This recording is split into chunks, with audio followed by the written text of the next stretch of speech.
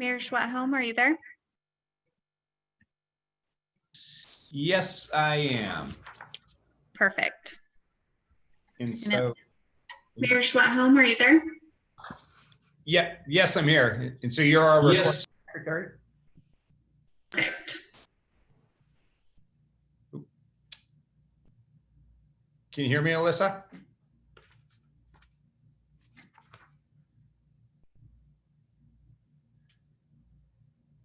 Chris, can you hear me? Yep.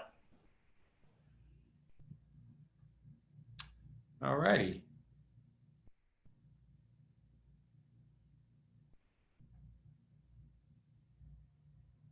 Alan or Alyssa, are one of you the host for this meeting? Hi, Mayor Schwathelm, it's Elisa. Host will be Trisha Mason today. Okay, are we ready to roll? Yes, we are. Okay, I'll call this meeting to order. Could you please do a roll call? Yes. Chair Schwathelm, Here. Member Rogers, Here. Member Sawyer,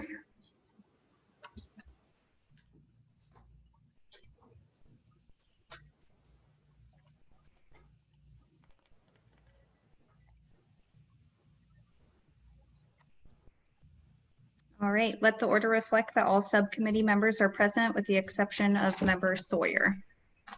All right, thank you for that. And Chris, since it's just you and I, you know the housekeeping rules, keep it on mute and be polite. Thank you. Madam Recording Secretary, could you explain how public comments will be heard at today's meeting?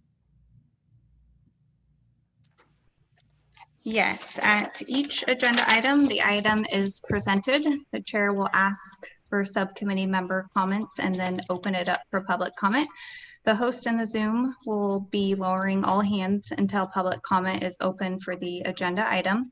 Once the chair has called for public comment, the chair will announce for the public to raise their hand if they wish to speak on the specific agenda item. If you are calling in to listen to the meeting audibly, you can dial *9 to raise your hand.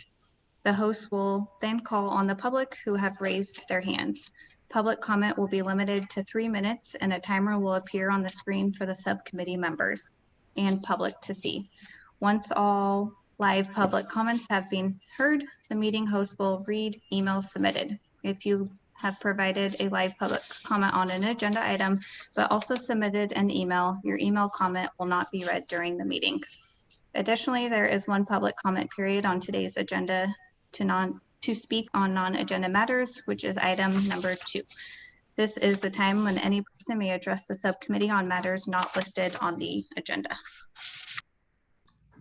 Great, thank you for that. And we are now moving to item 2. So we're now taking public comments on item 2, non-agenda matters. This is a time when any person may address the subcommittee on matters not listed on this agenda. If you wish to make a comment via Zoom, please raise your hand. If you're dialing in via telephone, please dial *9 to raise your hand. Madam Host, could you facilitate this process?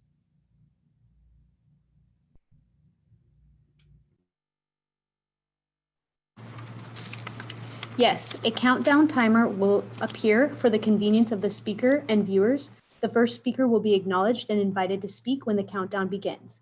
Please make sure to unmute yourself when you are invited to do so. Your microphone will be muted at the end of the countdown.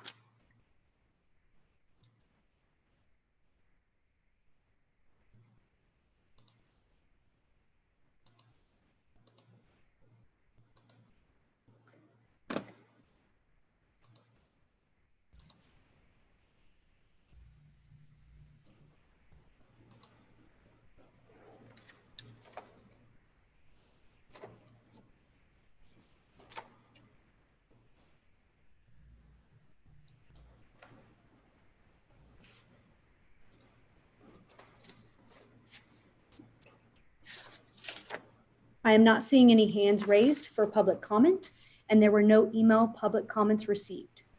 That concludes the public comment on non-agenda items. Great. Thank you for that. Item 3, approval of minutes. Mr. Rogers, did you get a chance to look at the minutes? And if so, I'd entertain a motion. Yeah, I did, Mr. Mayor. And so I will move acceptance of the minutes. And I will second that. We'll just accept those as submitted since there's only the two of us. So let's move on to item 4, scheduled items. Mr. Alton, item 4.1, sales tax measure.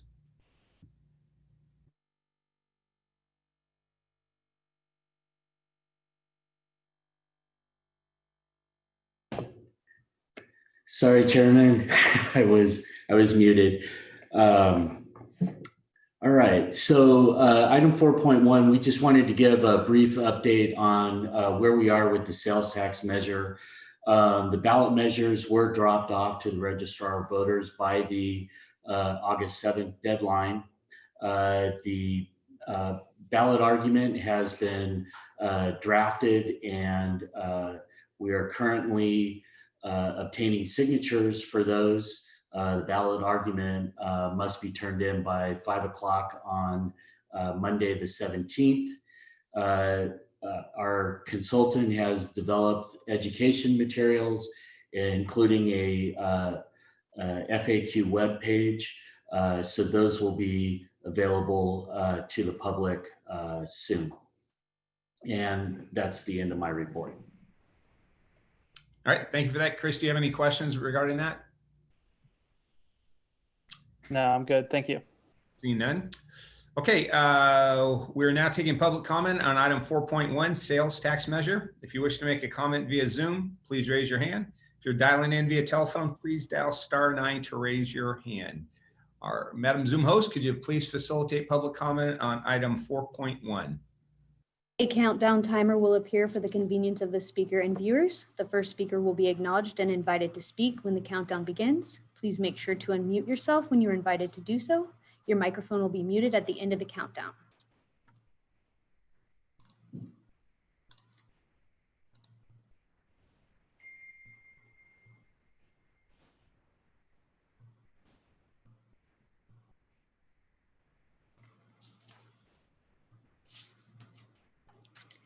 Mayor Schwethelm, I am not seeing any hands raised for public comment.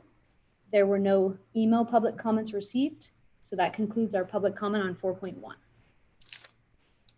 Great, thank you so much for that. Item 4.2, PG&E settlement. Mr. Alton, I believe you have this item also. Yes, Chairman, I do, or Chair, I do, sorry. So this is, and I believe we have just a brief presentation on this. Elisa, do we have that or not? If not, I can walk through it anyway, but. Alan, this Yes. is Elisa. We do have it. Just give us just a moment to try to get it pulled up. Okay, hold Thank please. you.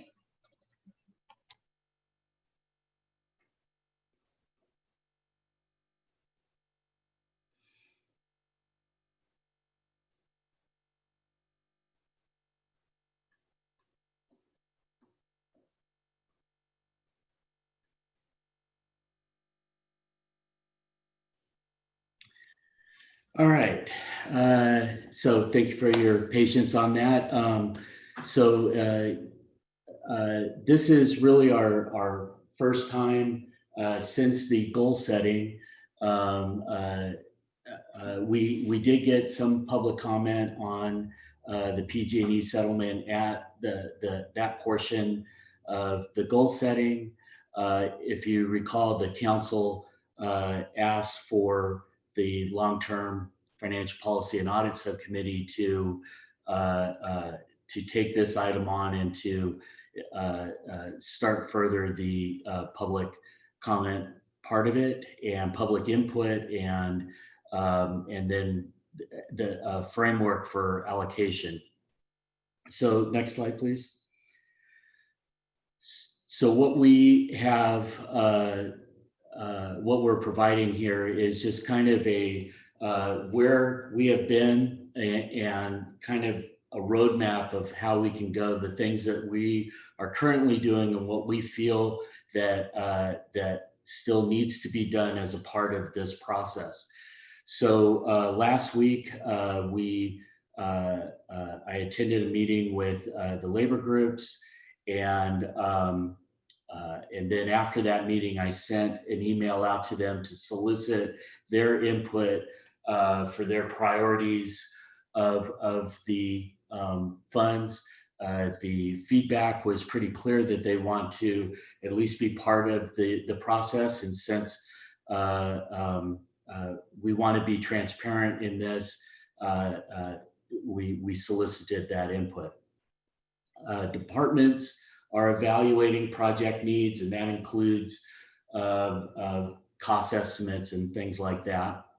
We know that we need to solicit community input, and maybe something for the committee to discuss is what that would look like. Would it just be targeted to the fire affected organizations, or could it take the place of a citywide survey, or both?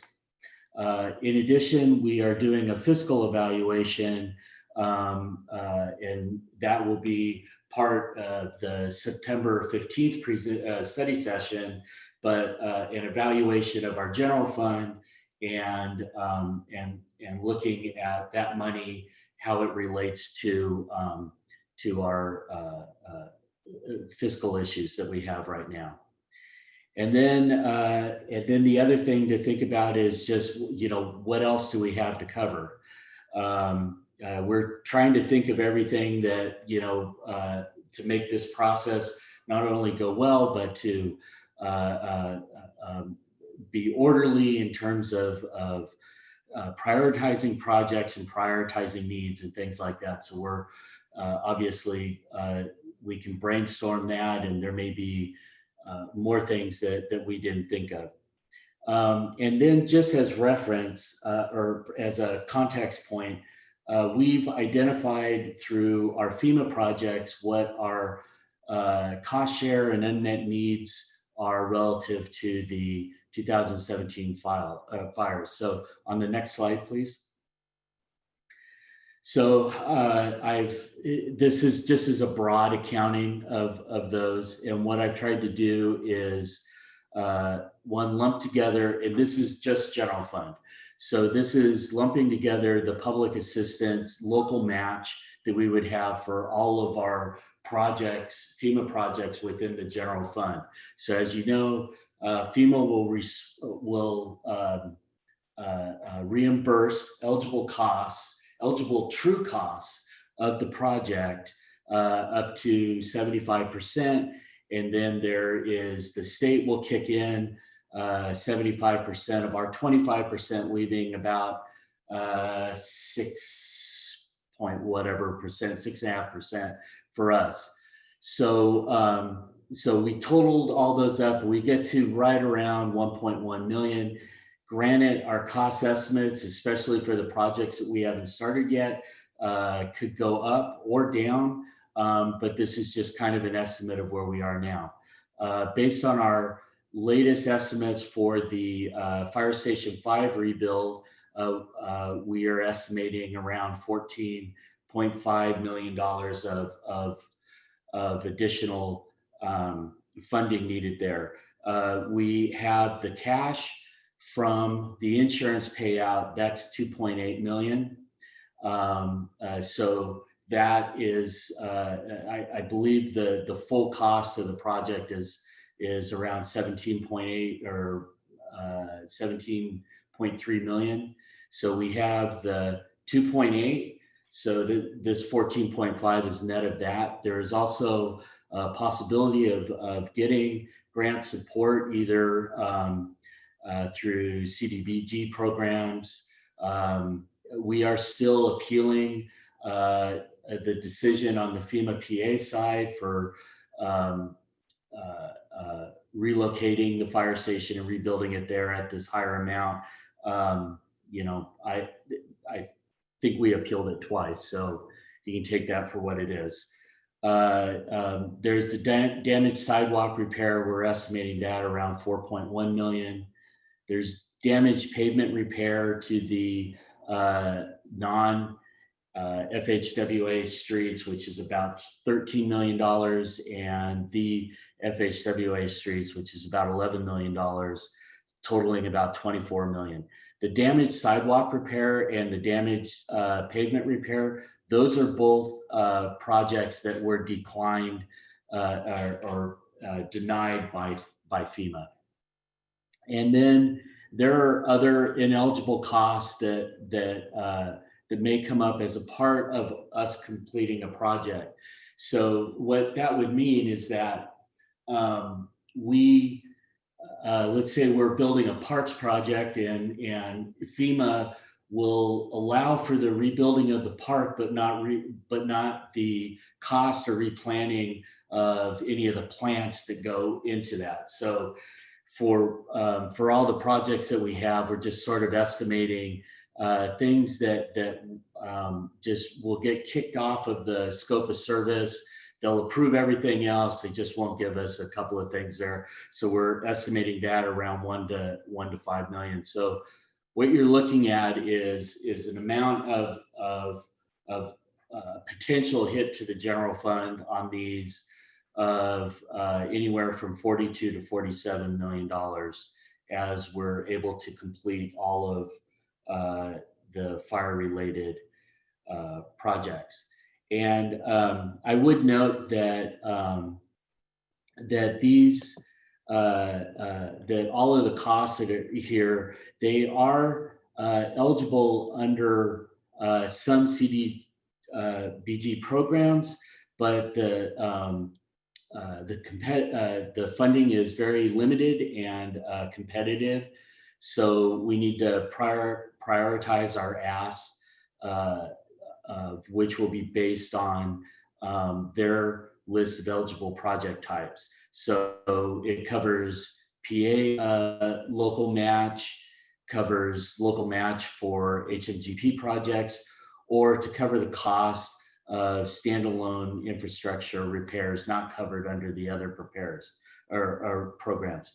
We have our consultant, Haggerty, is preparing a recommended project prioritization to maximize our asks to get the highest level of success in those applications. So with that ends my little presentation here, and we can turn it back to the chair. If you have any questions for me, I'm here. I think there are others on the line that might be able to help out with some of those questions. And so I'll turn it back to you, Chair. Great, thank you for that. Yes, I have some questions, but Mr. Rogers, let's start with you. Do you have any questions? Yeah, just a couple of them for you, Alan. So we heard during the goal setting some numbers that were brought forward by Coffee Strong. I think it was somewhere around $10 million in total asks, including things like sidewalks and street repair. The number that you have in the presentation for each of those, the 24 million for pavement and the 4.1 for sidewalk repair, that does not include their requests, does it?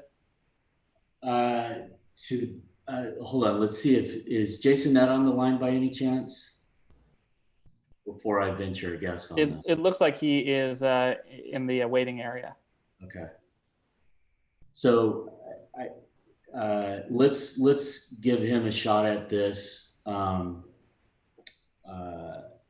Otherwise, we may need to get back to you on that. I think there's some overlap, but I don't think it covers all of it, but Jason can confirm or deny that. Good afternoon, Councilmember Rogers, Jason Nutt, Assistant City Manager. So the request that Coffee Strong came forward with is generally covered within the 24 million and the 4 million. There are a few components that are not. For example, our estimate only really looks at the damaged sidewalk areas, and they're requesting kind of a wholesale reconstruction of the Hopper Avenue corridor, as well as revegetation and some improvements in and around their entryway there at Hopper and Coffee. So there are a few features that they've brought forward that would not be included. But in general, it is what they've asked for is a subset of the larger the larger component that Alan explained during his presentation. Okay, great. Thank you. That's really helpful. One of the things that I brought up in goal setting that I know, Alan, that you're working on, but I just wanted to reiterate it, is that there were dollars that were put forward from our reserves or from other programs where we were able to move money around. I'd like to have a discussion about what that sort of looked like, just in terms of not our remaining unmet need, but actually paying back our reserves for some of those funds. And I think that that would also open the door for conversations about other projects that we may have funded had we had additional reserves or additional dollars that are outside of the fire area, such as, I know we'll talk about the Roseland Library, for example. And so I'd like to make sure that we have that number come to us when this comes to council.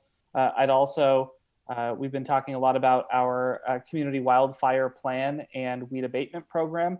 And we had talked about some initial startup funding for that. Do we have an estimate on what that program is likely to cost each year? Let me hold on for just a second. We're trying to get Sean promoted on this. So Elisa, I sent you a text, but if you have that, can you promote Sean, please? Sean always wants a promotion. You're as high as you can go, Sean. Chris, are you asking about the vegetation management program versus weed abatement program? I'm asking about both. Okay. Yeah. And Mayor Schwethelm, Sean has been promoted to a panelist, so you should see him now. So and I will say, I imagine that this is the sort of thing where once it's up and running, it's cheaper year over year, but getting to the level that we need to initially, I suspect will cost extra dollars. And so that's part of why I'm asking that program about that program. So this is what we're trying to gauge. I mean, again, typically what you look to do with one-time funding is do one-time investments, not ongoing investments. Correct. So if we're happy to bring forward that, we do have a veg management plan that we are working on. We took some of the dollars that were in failed applications to jumpstart that, and you will probably be seeing some actions that we're going to be requesting in upcoming meetings so that we can really make sure that program is up and started. But we can, it's a little bit of the Public Safety Subcommittee will be tackling the veg management plan, and you will have an opportunity to also understand the Community Wildfire Protection Plan, which is coming up as well. So we're hearing your request, and we'll figure out how to package some of that together so there's a better understanding of the range, council member, of where investments could go. I think what we were just trying to show was that some of this money is, there's about $42 to $47 million of unmet need. There are a variety of ways some of that can be met and some of it isn't going to be met, right? The sidewalk and road repair conversations, we've had a definitive denial. We're still working on the fire station.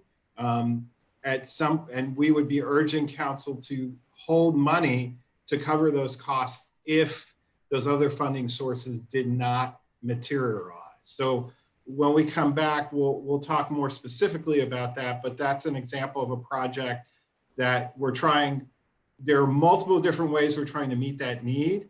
But if we don't have the funds, if we exhaust all those and we don't have the funds, we won't be able to meet the need. And so but today was to show you there's a package of unmet needs from the fire of $42 to $47 million, and that we're prepared to go out and talk to each of the neighborhood associations associated with the fire impact areas, do a citywide survey, all those things to bring forward a complete package of need. We're just we want to make sure that that's the direction the subcommittee wants us to go, or there are the additional outreach you want us to do. But we're noting the fire vegetation management planning. work, and we will make sure that that is represented in future conversations. Yeah, I appreciate that. And just as I was trying to explain, I feel like this is probably the kind of program where there's a first cost barrier to getting it off the ground, and then it'll be cheaper year over year to do maintenance as opposed to the startup. So for me, that is an appropriate use for one-time dollars that we can have come in, but I need to know what that kind of looks like for us to have that conversation. Yeah, and so I think that that's all good. In terms of some feedback on the surveys, I'd like to actually see two separate ones. I'd like to see one that is folks who are in the fire affected area, how they would best like to use the funds. And I think we started to see some of that already coming out. And then I'd like to see a more broad community one. As I noted, that there are some things that are out there that perhaps would have been funded had our dollars not been pushed into needed programs or needed responses. And I'd like us to have that conversation as well. All right, no more questions, because we'll come back for more comments. You got all your questions, Chris? Okay. Jason, could you explain, because we talked briefly about the fire department, and I know or the fire station, we've done a couple appeals. It's my understanding that FEMA or CalOS, someone has changed the process a little bit that may make us, or we might be more competitive for that reimbursement. Could you explain that a little bit? So we did go through the process originally to request permanent relocation for the fire station. FEMA did deny that. We appealed it this winter, and CalOES seems to provide their level of support and forwarded that on to FEMA. This spring, FEMA denied that first appeal, and we have the opportunity to submit a second appeal to FEMA headquarters. Our conversations with CalOES have been very positive. They seem to understand the position that we have, that we would be providing to FEMA, and we are finalizing our draft right now. If we're successful with this second appeal, components of the fire station would be funded, but not all features. The permanent relocation really deals with the underground utility work, the roadway and access, and the original grading, potentially foundation style work, but doesn't do any of the vertical components. With that, there are other programs, as Alan mentioned, which is the CDBG mitigation program and the DR infrastructure program, both of which have, again, unique aspects that we could apply for some type of grant funding in an effort to compile monies together to fully fund the project. So, Mayor, those are the three things that we're actively working on and hope to see some level of success. And to add on to what Mr. Nutt was describing, there was also additional direction given to FEMA staff this spring that specifically the city worked very hard on with our federal delegation that now includes fire damage as a consideration. So Mr. Nutt's selling himself short a little bit. He did a lot of hard work to actually get the federal documents to recognize fire impacted areas in the same way that FEMA has traditionally evaluated other types of disasters. Great, thank you. Yeah, that was my understanding. So thank you for that clarification. And then I'm not sure who would be in the best position to answer this one, but we all also recognize there's some significant issues for the water and some of those challenges. Are the costs that Santa Rosa Water used, some of those reserve funds to fix the water situation in Fountain Grove, are those embedded anywhere in here? And is Santa Rosa Water, I know it's an enterprise fund and this is focused on general fund. What's the status of those dollars? So we were able to pay those out of the water enterprise, out of their reserves. They had enough to handle that. Our project is currently at the closeout stage at Callaway-S. So I would imagine that and we have indication that they will pay up to the full amount that what we're putting in there. So it is not part of the slide that I'm showing you today, but it is expected to be covered minus the local match and then transferred back to the water fund. Great, thank you for that clarification. Okay, why don't we, because I just have feedback, I have no more questions. Why don't we go to public comment on item 4.2 PG&E settlement. If you wish to make a comment via Zoom, please raise your hand. If you're dialing in via telephone, please dial *9 to raise your hand. Madam Host, could you facilitate public comment on item 4.2?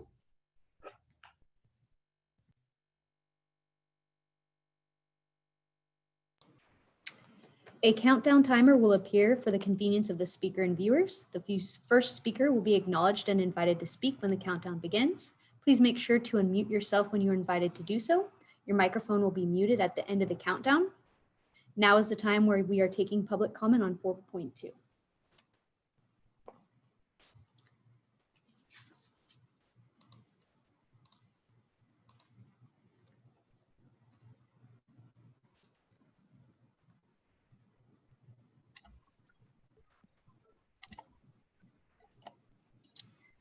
All right, looks like we have a couple public comments here. So we'll go ahead and start off with Pat Kuda. Pat, if you'll go ahead and unmute your mic and identify yourself for the public if you so choose.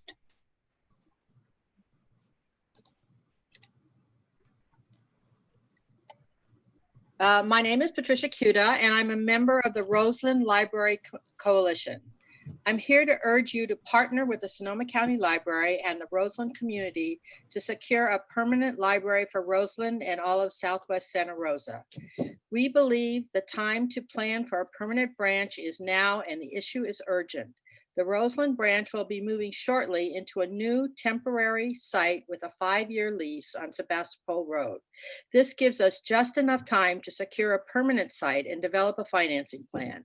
Without your support in this effort, the future of this much needed community asset will be in peril.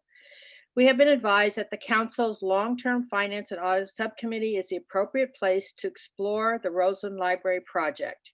We ask you to address the long-term financing feasibilities of this project, as well as to prioritize at least $2 million from the PG&E award for the library. With your partnership and the great community support we have demonstrated, we can explore all the options to maintaining and improving this important civic resource. Thank you.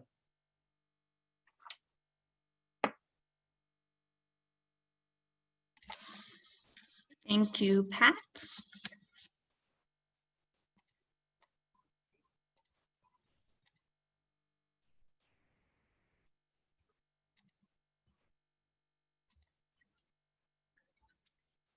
It looks like the next comment will be from Roseland.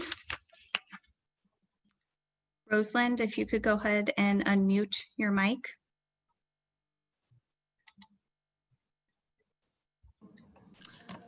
Good afternoon. My name is Selma Luster. I am a supervising librarian at the Roseland Community Library. I would like to say, more than ever before, the Roseland community needs support for library services. Considering the current COVID-19 limitations, communities are being careful, protecting themselves and their loved ones. Roseland has many Spanish speakers, low-income earners, and those at higher health risk. They are intimidated by the current crisis. They are very familiar, they're very family focused. That poses challenges and opportunities for us. Therefore, the library is getting more creative to get information and services to them. A week ago, a couple came to pick up some books and videos at the Roseland branch. At that occasion, we added to their take home a bundle of books. That was possible because we are offering on-demand reader's advisor. Even though children are kept home, we are here to contribute to their education. The Roseland Community Library needs to stay dynamic to serve our patrons. Longer hours and a permanent location is essential for this emerging community. That means your support is fundamental for us to be able to make a difference, helping locals with their educational and entertaining needs through this time of uncertainty and beyond. An investment in the Roseland Library is an investment in the Roseland neighborhood that will benefit Santa Rosa for generations. Thank you.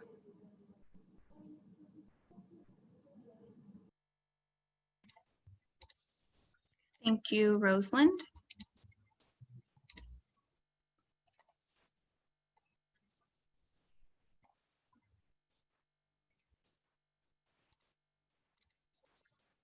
And it looks like the next hand raised is Library Administration. Library Administration, can you go ahead and unmute your microphone?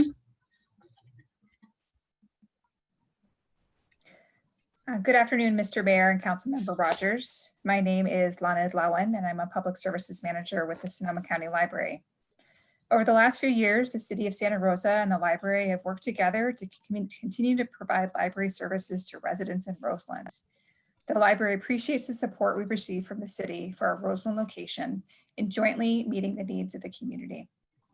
The Sonoma County Library is committed to providing a permanent library to residents in Roseland, building on the years of service we've dedicated technology access, early literacy support, educational resources, workforce development, and a trusted lifeline for residents to available community resources and services. The library and the City of Santa Rosa now have a unique opportunity in front of us to expand library services permanently with the use of a small portion of the PG&E funds. The library wants to work with the city in support of the shared vision and making funding a permanent home in Roseland a reality. We are committed to exploring all funding opportunities and work with the city to transform a small, vital community hub into a full-service, vibrant library in parity with other library branches in Santa Rosa. As we work with the community to realize this vision, we anticipate total funding needs for permanent building to be in the range of $10 to $20 million. The city does not have to share this financial burden alone and has a trusted, reliable partner anxious to make a permanent investment in the Roseland community. Over 16,000 patrons walked through our doors last year, and we recently completed an outreach event that reached over 300 children in the Roseland area. Our staff and our services are a permanent fixture in the neighborhood. We just need a permanent home. Let's work together to find a permanent Roseland library as partners committed to equity and access for all Santa Rosa residents. Thank you. Thank you for that comment.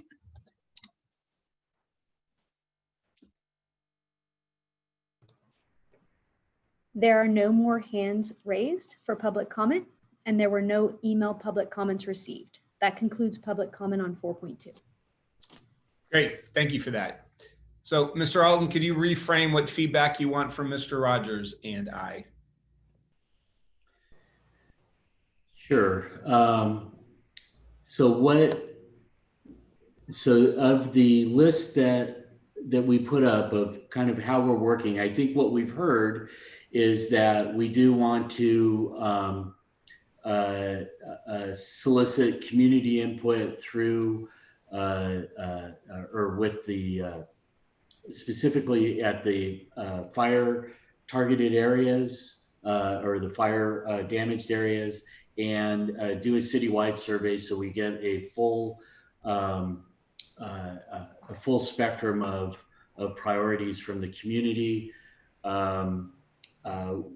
So if there's anything on the list that I showed you that seems like we missed or need to kind of help in this process move forward, I think if not, we're good to go with this. We have a number of things that which Mr. Rogers brought up that will be a part of the September 15th meeting, and especially regarding reserves and things like that. So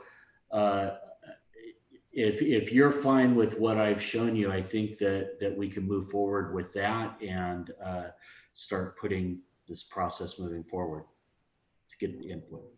Why don't I go ahead and start, because I didn't give feedback yet about the evaluate or the soliciting community input, but I will say I'm in agreement with Mr. Rogers. I definitely think it should be targeted with fire affected organizations in those parts of town, specifically District 4 and 1 or 4 and 6, and definitely a citywide survey, because this the impact of the Tubbs fire was felt citywide.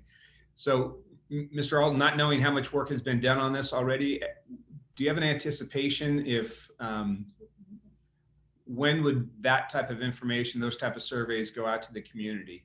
I'm just trying to look for some ballpark ideas. We don't have a ballpark yet. I need to go back, and now that we have some concurrence on that, we will get that estimated schedule working together. We're going to have to work with the PIO office and other engagement, but we will develop an action plan to be able to address those. But I do not have a ballpark at this point. As you know, we're going through priority work planning that will have some impact on this, and I believe that ad hoc will be meeting shortly to discuss that. Great. Okay, because I would also be interested as part of the community engagement plan that if there are opportunities that city staff are at different events, pre-existing events, that this be an opportunity to solicit input on, these funds rather than just relying on the survey. So that'd be an interesting line. And then before I go to Mr. Rogers, I also have a suggestion or thought about how we next steps, right? And for me, and I think I might have shared some of this with you, Mr. City Manager, like 3 different buckets of uses for these dollars. And one, the impact of the Tubbs fire, which we received a little bit of that information, and then also mitigation measures that I know Mr. Rogers and others have talked about. How can we use some of these one-time dollars to help us prepare us for future potential disasters, and then current city needs, which we'll be hearing on September 15th. But as I've been talking to community members, trying to get our arms around this, I think it'd be a more efficient community conversation if we can kind of break it up into different categories. Again, I want to hear much more from my colleagues and from the community about how much, let's say we do those 3 buckets, how much dollars are in each of those. Got to hear a lot more, but I think it would be easier to have the conversation if we start identifying what different uses versus taking it as a whole. So I just wanted to add that. Mr. Rogers, any additional comments that you would like to provide staff or comment on the presentation? Yeah, no, I think your bucket sort of hits it how I've been thinking about these dollars. Kind of 3 different buckets myself. One is obviously operational impacts, and I'm pushing to make sure some of those dollars make it into the reserves. Just understanding what fire season could look like this year, and knowing that with COVID on top of that, and we've learned pretty clearly we need to have a reserve that we can be able to rely on if something does happen. So that's one bucket. One bucket is projects that are still ongoing. And then the final one is those one-time investments that the city manager was talking about in infrastructure or in things that projects that we know that are sitting out there as well that have been discussed. So to me, that definitely works as a way to sort of frame some of these conversations. Great. Okay, on this item, Mr. Alton or Mr. McGlynn, anything else to add? No, sir. Great. Okay, item 5, next meeting agenda items. Mr. Rogers, do you have anything in particular you would like, or Mr. McGlynn, is there anything you would like this subcommittee to address in future meetings? I suspect that once we do the September 15th meeting, there will be additional work for this subcommittee to do, both on the expense and revenue sides. So I'm looking forward to that meeting to help define the work product for this subcommittee. Great, thank you. Mr. Rogers, anything to add? Nope. Oh. And also welcome back to the subcommittee, by the way. Okay, with that, nothing else on the agenda. This meeting is now adjourned. Thank you for your attendance and participation. Thank you.